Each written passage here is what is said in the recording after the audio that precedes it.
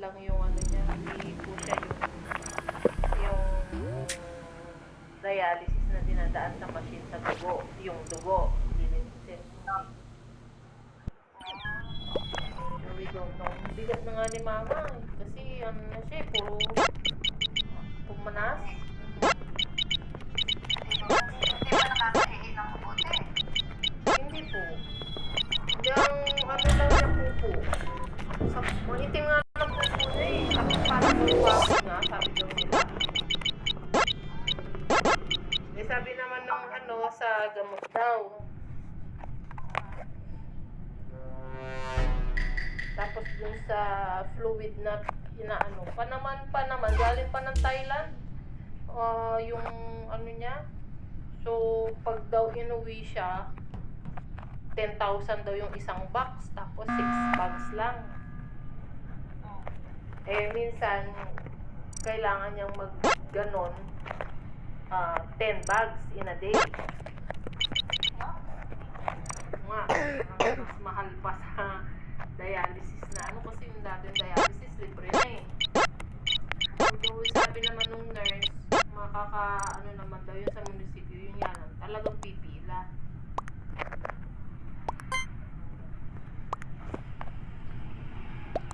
Yun. Kahapon, pinuntahan nga po namin.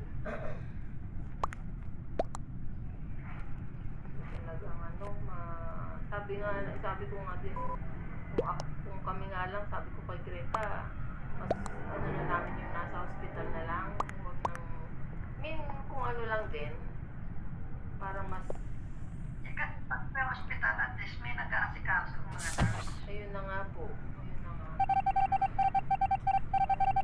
wala pa naman kung ano yung doktor. So, malalaman namin hanggang matapos yung week na to. Kasi matapos ang week na to, yun yung 2 weeks na recovery niya.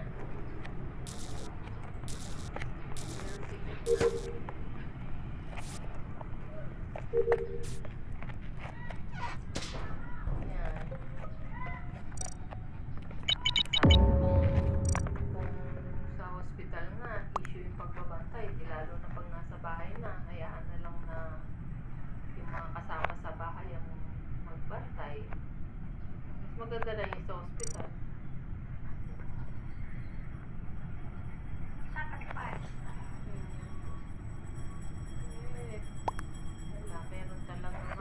Meron talagang anak na walang sakripisyo. Ewan ko nito, hindi namin alam kung anong mangyayari nito pagkatapos ni Redel. Papalitan ni Redel si Lenlen ngayon eh. Mamaya. Tapos supposedly, bukas si Tinay. Hindi namin alam kung anong mangyayari bukas.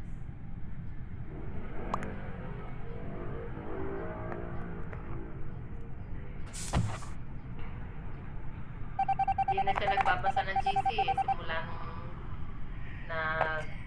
nung last week. Ay, alam niyo ba yun? Yung si Sophie ang ang nagbantay, tapos pinapunta nila si Sophie. Tapos kasi dapat hindi na yung schedule last week. Kesyo, hindi daw siya pwede magbantay dahil nga daw mataas daw ang kanyang presyon. Sabi. Di ba nagme-maintenance siya? Parang ako, hindi. Sabi ko parang hindi naman kabod na lang yan tataas eh kung nagme-maintenance ka. Regulated nga yan pag may maintenance yan, di ba?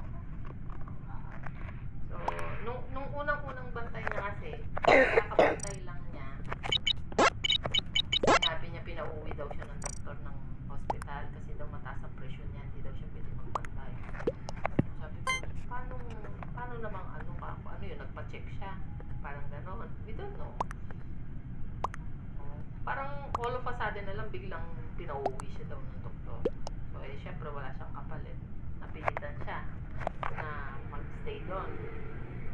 Yung kinabukasan. Yun nga lang yung kinabukasan. Parang pinalitan doon siya agad ni Lenlen. Opo, ano nangyari? Independent. Hindi naman sila nagsasabi. So, ngayon, last time, ang sabi niya, nag-usap-usap niya.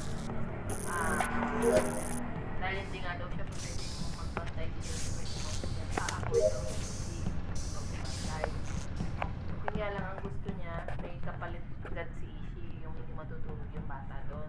Eh, hindi naman po pwede. Ganon. Kasi nga, kaya nga may schedule.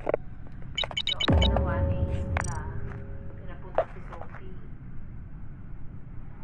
Siyempre, ikaw, schedule mo na magbantay, kung nagpadala ka ng tao doon, gastos mo dapat. Tama. So, pumunta si Sophie doon. Doon namang tong si Ishi, ayaw niyang matulog doon. Gusto iwanan si Sophie. Eh si Sophie wala pang 18. Pinakausapan ni Lenlen. So ngayon, okay na stay na sila doon. Kaso the next day, nung umaga, nalaman lang. Tumatawag. Ma, wait lang, may tumatawag. Hello? Hello? Ay, wala po siya, sir. Nasa trabaho po. Bawal po kasi yung phone sa work nila.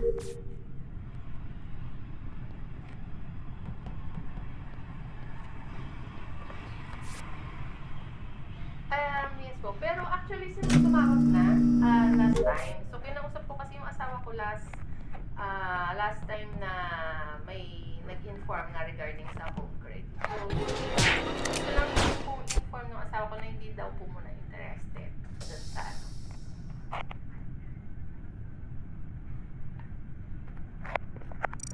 Po. Thank you po.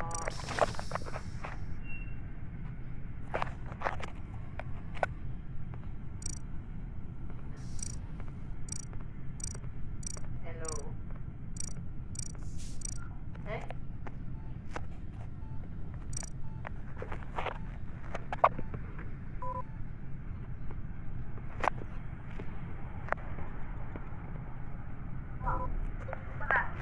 Hindi po. Tumatawag kasi yung home credit. Nag-o-offer ng...